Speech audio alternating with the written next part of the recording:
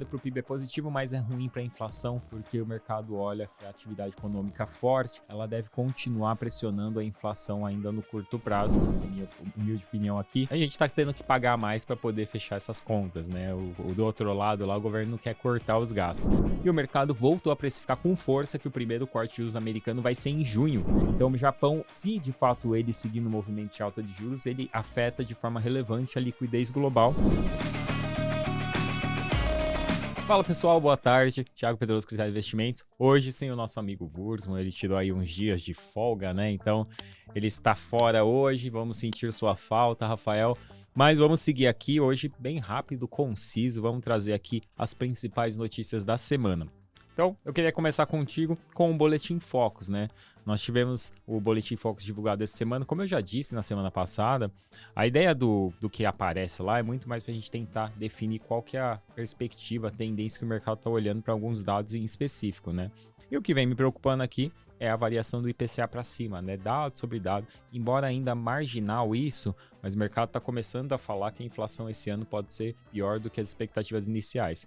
E do ponto de vista positivo, embora tenha um impacto na inflação, o PIB também vem subindo junto, né?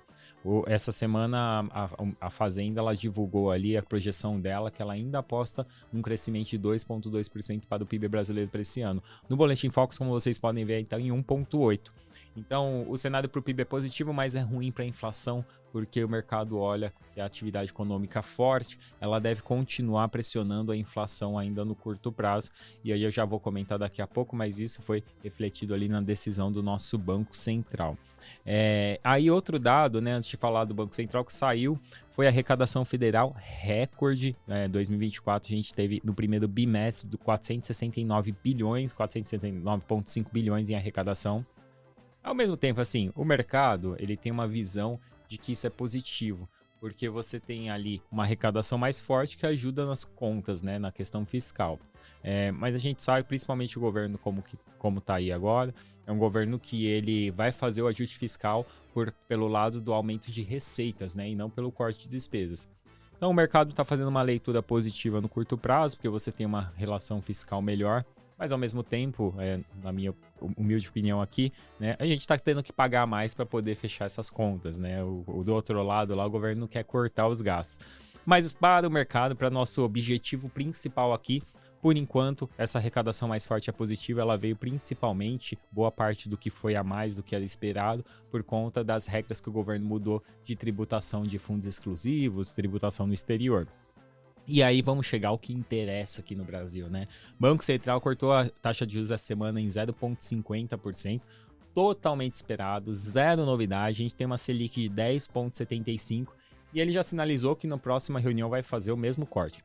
Anteriormente, na última reunião do Copom, ele estava deixando o plural, ou seja, iria cortar em 0,5% na próxima e nas demais reuniões. Agora ele cortou esse plural, então ele só vai cortar 0,5% na taxa de juros na próxima. Ele só garante isso. Depois disso, o futuro pertence a Deus ali, né? Vai ser de acordo com a evolução dos dados.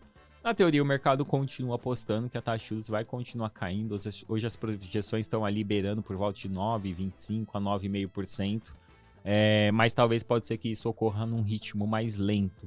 Então o ponto aqui é que o mercado também fez uma leitura, principalmente do comunicado, bem vazia, né? O mercado não entendeu, na verdade, nem o porquê que o Banco Central está colocando menos cortes. Não que o mercado não esperasse isso, né? Que já era essa expectativa.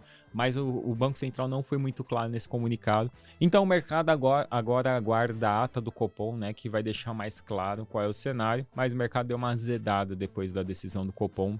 A gente vai falar um pouquinho lá de fora, mas lá fora continuou batendo máxima histórica. Ontem foi a 20ª máxima histórica do ano.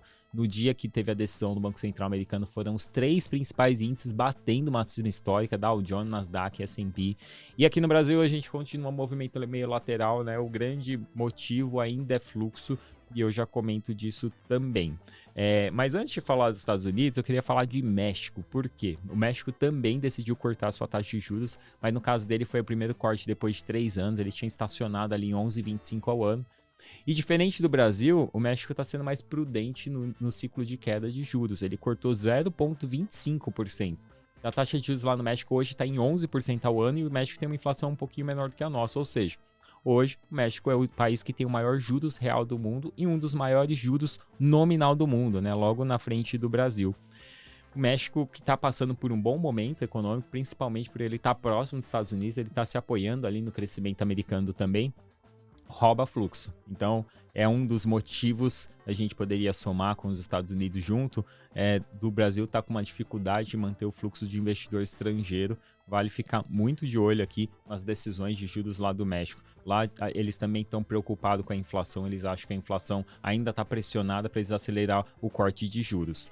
E aí, antes de falar dos Estados Unidos, também tem um outro ponto aqui que eu acho importante, né? O Banco Central da Inglaterra, ele manteve os juros básicos lá, assim como nos Estados Unidos. Mas lá no Banco Central da Inglaterra também, os dirigentes começaram já a ter uma visão mais benigna da inflação no curto prazo. Então já teve 2 dirigentes lá que já votaram pelo corte de juros. Então já deu um sinal positivo, ajudou os mercados lá fora seguirem em alta. E aí o Banco Central americano, como que ficou lá, né? A decisão de juros do Banco Central americano era amplamente esperada. O mercado já esperava que fosse ter manutenção nas taxas de juros. O grande medo do mercado era se a taxa de juros iria manter agora e, eventualmente, os dirigentes dariam uma sinalização de que talvez os juros não fosse iniciar o ciclo de queda em junho, talvez isso poderia ser lá para julho, ou, pior dos casos, né? Além de não iniciar o ciclo de queda agora, ter, ao invés de 3 cortes, ter apenas 2 cortes daqui para o final do ano. E não foi isso que aconteceu. O Fed, ele veio mais dovish, ele veio mais complacente ali do que era esperado pelo mercado. Os dirigentes do Banco Central não mudou muito, a expectativa continua sendo de 3 cortes de juros, como vocês podem ver aí. Esse é o gráfico de pontos do Fed, né, que tanto se fala aí nas decisões. Eu até coloquei ali uma explicaçãozinha ali embaixo. Então vocês podem ver que a maior expectativa ainda é que tenha 3 quedas de juros esse ano e o mercado voltou a precificar com força que o primeiro corte de juros americano vai ser em junho. E logo depois da decisão do Banco Central americano, o próprio Powell, que meia hora depois ele fala, né? Ele já deu opiniões de que de fato a inflação foi alta lá no começo do ano, mas ele vê isso como sazonal e que ele ainda espera que a gente esteja no pico de juros, então o mercado precificando forte que os juros começam a cair em junho. O que aconteceu foi, o mercado entrou em ritmo de festa, né? O Brasil aqui também seguiu no dia da decisão de juros, foi quarta-feira em alta forte, mas lá fora subiu, foi o dia que os 3 índices bateram altas. Depois, no dia seguinte, ontem, os mercados lá fora continuaram em alta e a gente já foi ao contrário, né? Depois da decisão do Banco Central americano. Então, o mercado local aqui, ele continua um pouco descorrelacionado com o que está acontecendo lá fora, né? E o grande, que eu diria que é o grande motivo do mercado americano tá andando alta atrás de alta, máxima atrás de máxima, né? A gente já falou bastante aqui, o Wurzman sempre fala das magníficas 7 empresas americanas, mas quem vem carregando muito esse cavalo nas costas é a Nvidia, né? A Nvidia que não para de atingir máxima. Eu trouxe aqui o gráfico, o papel já está próxima da sua máxima hoje de novo. Se ele fechar nesse patamar, ele fecha na máxima histórica de fechamento, ele não é a máxima atingida no intraday, no movimento diário, mas ele vai fechar na máxima histórica. É uma empresa que está ganho atrás de ganho. O que aconteceu essa semana, né? Além da perspectiva de juros menores dos Estados Unidos, teve uma outra notícia lá, ela anunciou as suas novas GPUs, né? Que são aquelas placas que fazem o processamento, e essas novas GPUs têm um processamento ali quase 30 vezes mais rápido que a geração anterior, que é a geração atual. Então a empresa está anunciando ali de que, poxa, eu tenho o melhor produto do mercado e eu tô aqui avançando tecnologicamente para continuar tendo, porque essa é uma preocupação com a Nvidia, né? Embora isso não esteja sendo refletido no preço dos ativos, mas sim é uma preocupação que os concorrentes consigam alcançar ela, porque hoje a Nvidia consegue ter uma margem muito alta, porque ela é a única que tem esse produto em específico, que está todo mundo demandando a mesma coisa, a lei da demanda, a oferta, eu vou cobrar mais caro porque vocês não têm de onde comprar isso. Então essa é uma preocupação e ela está mostrando para o mercado que não, eu estou aqui correndo atrás, desenvolvendo minha tecnologia para continuar, tá muito na frente da concorrência e pelo jeito o mercado tá comprando a tese, né? Não é por acaso, como eu mostrei aí no gráfico, que a ação tá voltando a bater máxima histórica. E ela vem ajudando a puxar o mercado americano. Não ela em específico, mas toda a tese de inteligência artificial. Nós vimos outra empresa também do setor essa semana subir quase 15% depois de divulgar um resultado acima do esperado, assim como a gente viu um movimento muito altista, positivo para o mercado como um todo, baseado na tese de inteligência artificial. E não parece que isso vai embora no curto prazo, né? Isso parece que de fato veio para ficar. E aí, que mais aconteceu? Essa semana, perdão, foi uma semana muito importante para o mundo inteiro, porque foi a definição de juros de vários países, né? Hoje está tendo Rússia, está tendo Turquia, a gente teve vários outros países desenvolvidos também.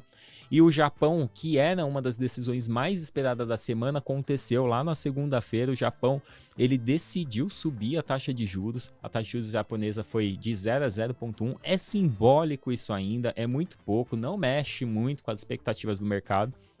Mas tem um simbolismo muito forte de fato, né? O Japão ele não subia os juros desde 2007 aproximadamente, e o juros estava negativo lá, né? Estava abaixo de zero desde 2016 aproximadamente.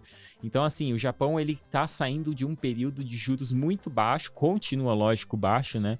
Mas nós começamos a ver uma normalidade, um Japão que cresceu absurdamente até o início da década de 90, vocês podem ver nesse gráfico, né? De 90 para cá, o Japão entrou num período de estagnação e de deflação, né?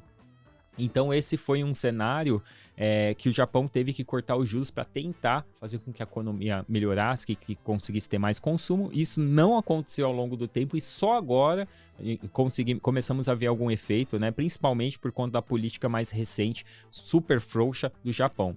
Isso traz uma consequência, o Japão é um dos países mais endividados do mundo quando você faz a relação dívida-PIB, e agora eles devem entrar num período mais de normalidade, devem tentar ir ajustando isso ao longo do tempo, mas interessante acompanhar. Por quê?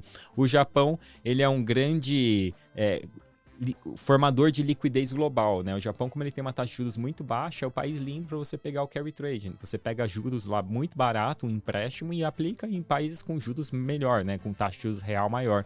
Então imagina, você pega a taxa de juros negativa lá e aplica no Brasil com um carrego de 5%, 6%, que é a nossa taxa de juros real.